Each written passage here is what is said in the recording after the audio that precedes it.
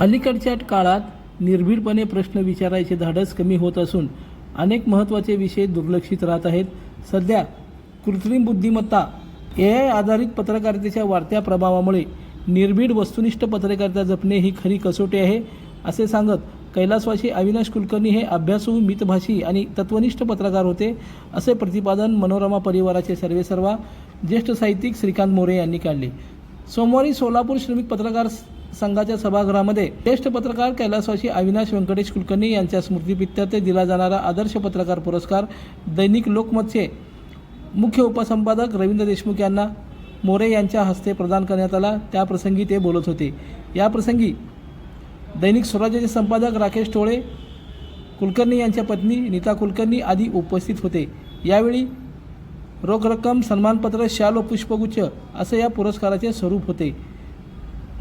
यावेळी मान्यवरांनी आपले मनोगत व्यक्त केलं. आणि टिळक रात्री पोहोचले. त्यांनी पोहोचल्या ती कॉपी मागवली. त्यावेळी साप्ताहिक असायचं, केसरी दैनिक नव्हतं. त्यांनी कॉपी मागितली, बघितलं तर टिळक बंदमुक्त. त्यांनी बंदमुक्त फोडलं आणि सुटले असा शब्द लिहिला. ते म्हणाले, माझा पेपर सामान्य माणसासाठी आहे.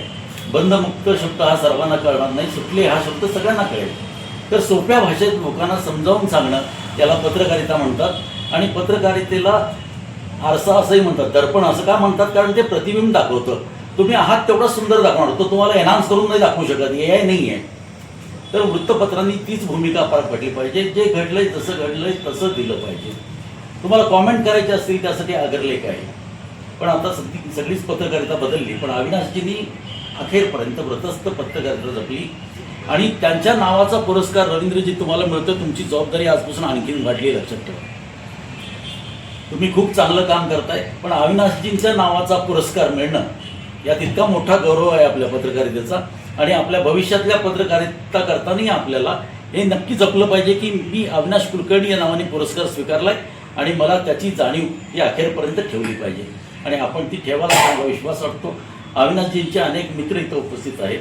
मला गंमत वाटली, पत्रकारांकडे नेतृत्व आहे, कर्तृत्व आहे, पण आता दातृत्व पण दिसायला लागलंय. बाळासाहेब भास्कर हे केसरीमध्ये स्पोर्ट्ससाठी काम करायचे, नंतर ते शिक्षक झाले.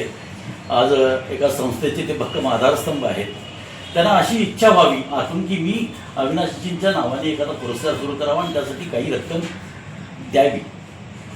ही फार मोठी गोष्ट आहे मित्रांनो. कोणी कुणाला काही देत नाही आजच्या जमान्यात. एखाद्याला वाटणं देणं.